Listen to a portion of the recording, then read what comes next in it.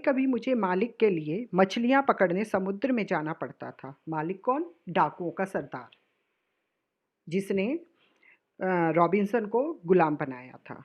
तो रॉबिन्सन कहता है कि कभी-कभी मुझे उनके लिए मछलियाँ पकड़ने के लिए समुद्र जाना पड़ता था। इस काम के लिए हमारे पास एक अच्छी नाव भी थी। उसने नाव भी दी थी मुझे, जो बहुत अच्छी हालत में थी। एक दिन मैं मछली पकड़ने के बहाने समुद्र में दूर निकल गया। मछलियाँ पकड़ते-पकड़ते दूर समुद्र में चला गया। रास्ते में बिना कहीं रुके मैं कई दिनों तक समुद्र की यात्रा करता रहा। मैं वापस नहीं लौटा मछलियाँ पकड़ के, बल्कि मैं उस नाव को खेता-खेता समुद्र में बहुत दूर तक चला गया और कई दिनों तक समुद्र की यात्रा की। कुछ दिनों बाद मुझे एक जहाज़ मिला। कुछ दिनों बाद उस समुद्र में मुझे एक जहाज़ दिखाई दिया। जहाज़ ब्राज़ील जा रहा था। उसके कप्तान ने मुझे अपने जहाज़ में यात्रा करने की अनुमति दे दी, इजाज़त दे दी मुझे उस जहाज़ में बैठने की। 22 दिनों के बाद हम ब्राज़ील पहुँचे और 22 दिनों की लंबी यात्रा करने के बाद हम ब्राज़ील पहुँचे। मैं ब्राज़ील में 4 वर्ष तक रहा।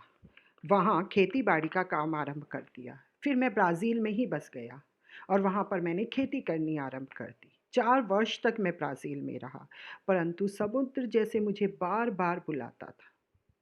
जैसा कि मैंने तुम्हें बताया है कि रॉबिन्सन को समुद्र से बहुत प्यार था, समुद्री यात्रा करना उन्हें बहुत पसंद था, तो रॉबिन्सन को लगता था जैसे समुद्र उसे बार-बार बुला रहा है। मैंने एक बार फिर गुयाना की यात्रा करने का फैसला किया। हमारा जहाज़ 120 टन का था।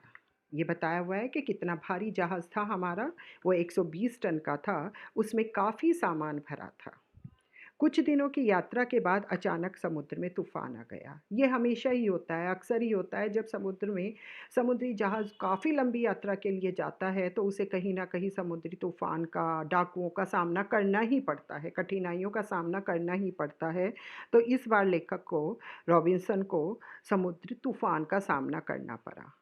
हम ज़िंदगी और मौत के बीच झूलते रहे। तूफ़ान इतना भयंकर था कि हमें लग रहा था कि पता नहीं हम बचेंगे या मर जाएँगे।